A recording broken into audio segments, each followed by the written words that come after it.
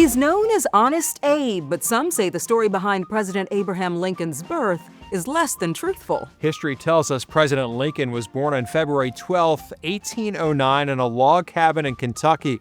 His parents were Thomas Lincoln and Nancy Hanks Lincoln. However, some, including historians, question whether that's fact. They argue Lincoln was born 4 years earlier in Rutherford County, North Carolina. His father, a man named Abraham Enlow. Reporter Jamie Bold takes us to a museum in North Carolina and examines the evidence showing Lincoln is actually a Tar Heel.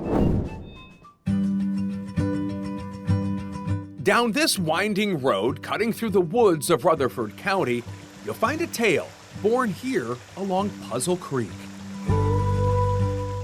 To hear it, you need to head a mile or so into the old rail town of Bostic, where Main Street meets Depot. Right out in Bostic, there's a sign that says Bostic Lincoln Museum, and it has Abraham Lincoln's face and a big tall hat on it, and I thought I'd run off the road. So what is Lincoln doing in North Carolina?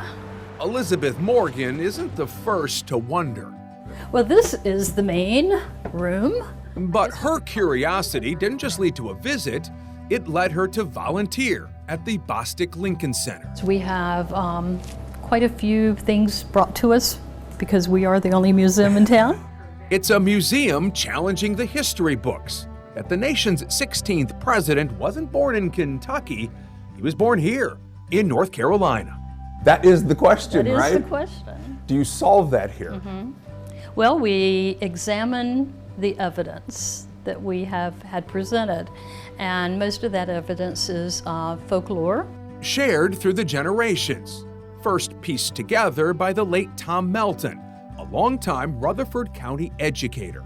He was the keeper of the story. Lynn Wall is his niece. He and other people that were interested in the story would travel and they would get a lot of oral history, and we have that documented on a video.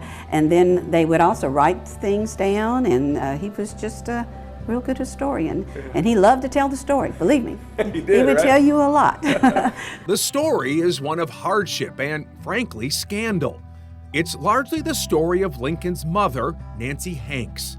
In the late 1700s, her single mom with no way to support her sent her to live and work with Rutherford County landowner Abraham Enlow and his family.